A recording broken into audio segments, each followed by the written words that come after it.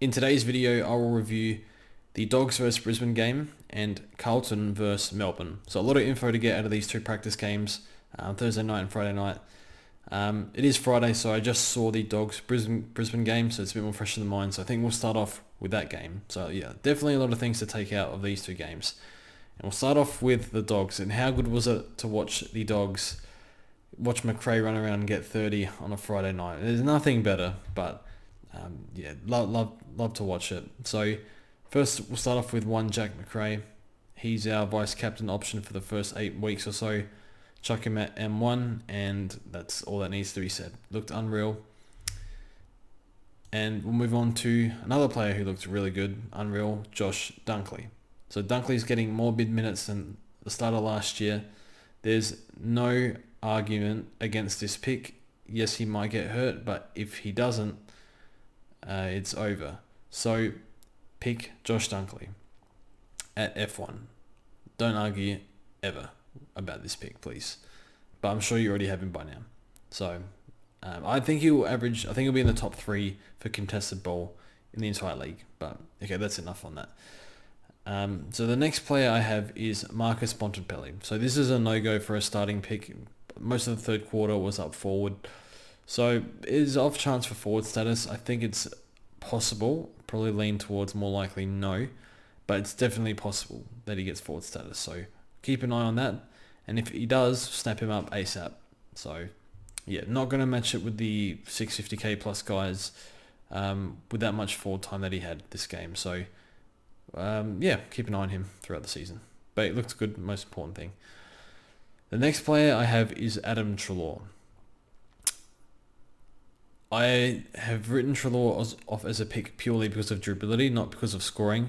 But I think he's definitely going to do better than 88. Looks like he had a better preseason this year than last.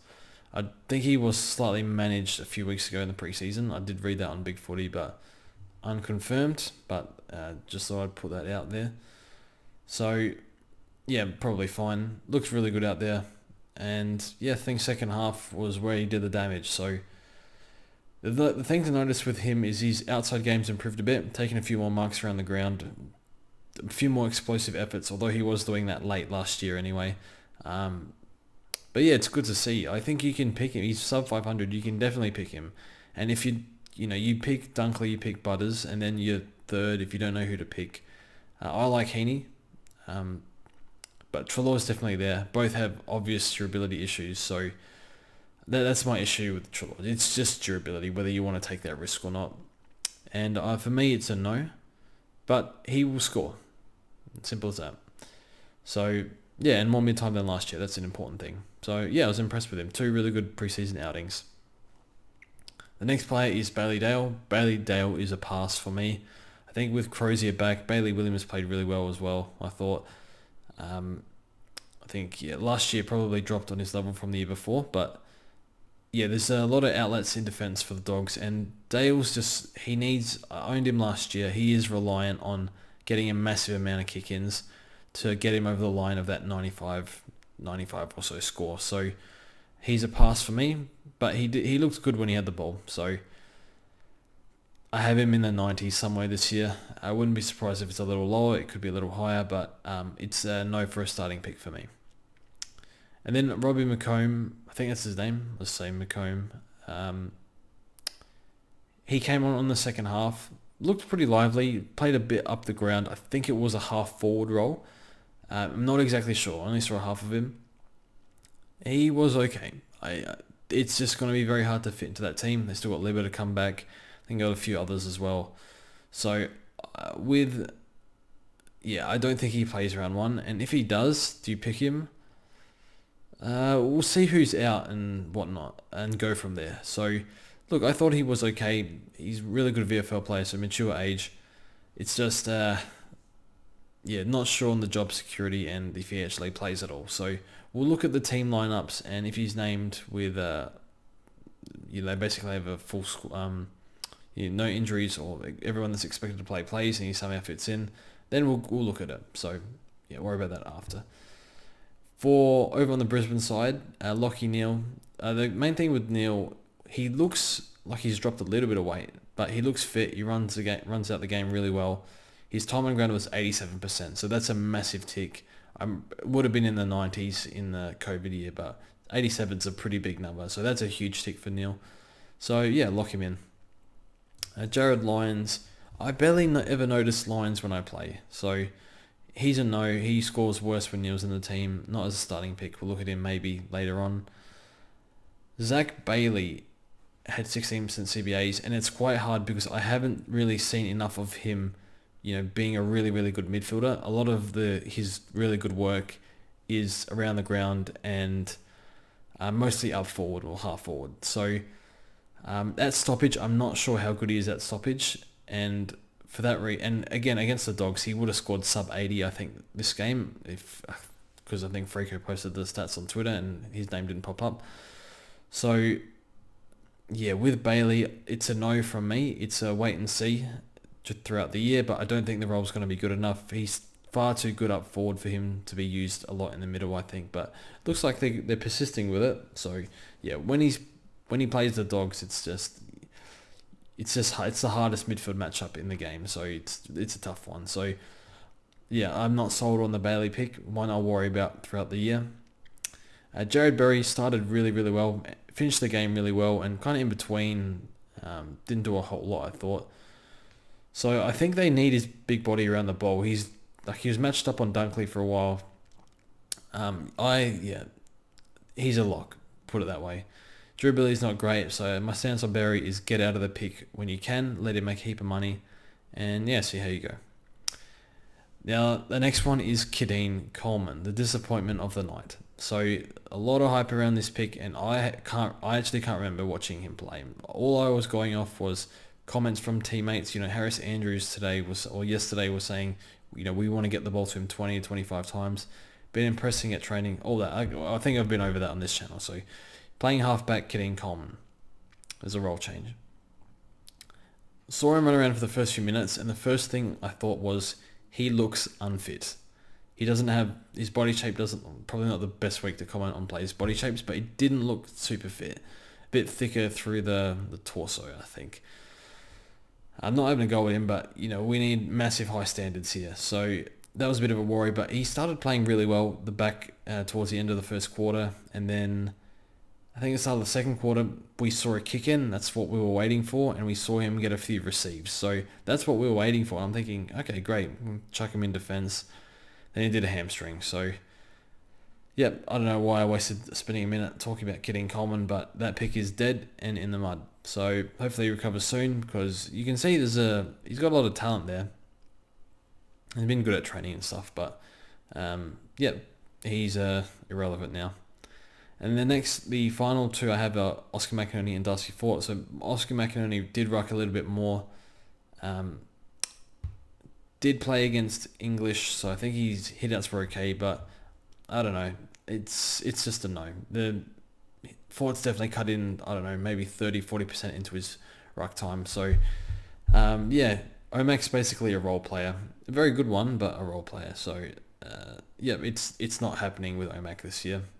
And I think he'll get forward status, but the problem is he actually going to score enough with Fort? Because I think they'll persist with both. Fort was okay. Now, moving on to the Carlton versus Melbourne. And Carlton, we need to speak about this because this is definitely the most interesting team, because I've seen a lot of Carlton players pop up in players' teams. But actually, before we do Carlton, we'll knock out Melbourne really quickly. So Max Gawn might actually improve on his average, playing a little bit more behind the ball, able to take some intercepts. We saw him do that at times last year, but also spent a bit more time forward, rather. Probably more to the latter end of the season. So, yeah, I think his role is quite good. And I'll be picking Gawn. Darcy's probably going to tempt me. But that's something we'll speak about on the podcast in a few days. So Gawn looked very good, massive tick, and great ruck option in my opinion. Oliver was really good. Was a little stiff. I thought he gave away a few frees, a bit unlucky, but unbelievable pick. Grab him if you want to. It's very hard to fit him in though. Christian Petrarca was solid, but yeah, probably doesn't have the ceiling of the big dogs. And then Jake Bowie scored well. I think he's pretty cheap in defence, but no Christian Salem, really hard to get a read on it, so he's a pass, and assess during the season, but most likely no. Okay, that's Melbourne out of the way. And now we'll go to Carlton. So the first name I have here, we'll speak about George Hewett. So a few weeks now, most of our Discord has been on George Hewett. I did overreact on Twitter. He had a 12 disposal first quarter, and I said he's the second best midfielder at Carlton. By the end of the game, he's probably the fifth, the way Kennedy and Cripps played. So Jara was really good as well. So I think they'll use him a lot more in CBAs. And as Riley Beveridge said a few days ago, that Walsh and Chera and Cripps, they could all sort of rotate out a bit more, and Matt Kennedy can play forward, whereas Hewett they want in the middle more because he's their best defensive mid. So now he worked really hard all day, had 30 odd touches. His spread is quite good. He couldn't get many. I don't think he had any marks, but I think he was going to get one, but it was intercepted. So his outside game I thought was okay. It just kind of didn't fall his way, so I'm okay with that. He's really, really good at stoppage, really good at reading the ball. So really impressed with him, because I think when you think George Hewett, you're thinking like, who is this guy? Like just an okay average midfielder from Sydney, but he's actually really good. And that's what we saw, and that's what we've been hearing over the preseason. So I really encouraging signs from Hewett. I think the most discouraging thing was how good everyone else was. So look, I think for 400k with the rookie struggles, I think we'll have what it looks like anyway. We'll see how we go over this weekend, but I'm more than happy to pick him and probably end up D5, D6 for the year. So here's a good buy as well. So yeah, massive, great role, and very cheap. So, and proven scoring in the back half of last year, 96 average when playing in the midfield last year. So that's pretty encouraging. I will say though, he was in brief stints tagging Petrarca at times. It was really pushing him off the contest, not focusing on winning the ball, but rather focusing on Petrarca. I saw that a few times. That is a little bit of a worry, to be honest. But I think for the most part, he'll be playing, earning his own ball. But at times, we'll see that it means more tackles, I guess. But I think there will be times where he does that sort of thing if the opposition's best midfielder needs attention. So yeah, I think it's one where you can definitely pass on, but I like the price, and for the most part, I think the role will be good enough, and a little bit proven as well. So that's all I have to say on Hewett. But kept a really close eye on Hewett.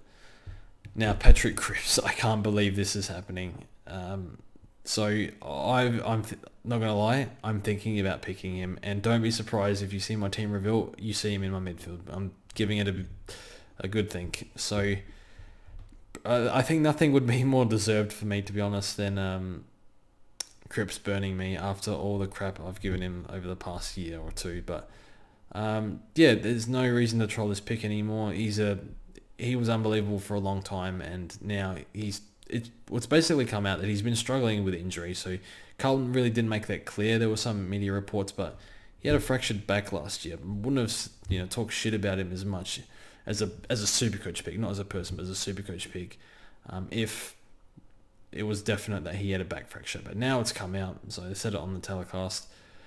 Let's speak about Cripps now as a player.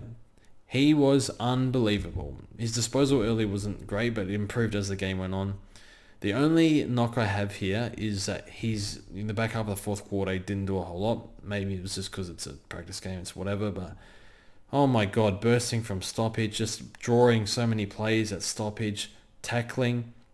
The key thing here is, I remember watching him last preseason, and he wasn't right, but we were saying like it's a joke now, this pick, as what he was compared to what he was before.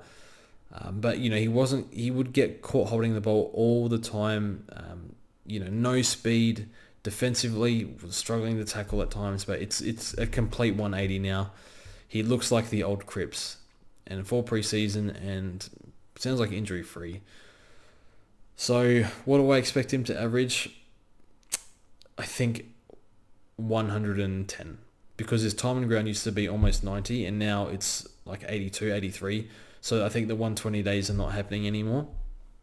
But it's an interesting one, because people started Toronto last year, cashed him out for 550, 520, and they did fine.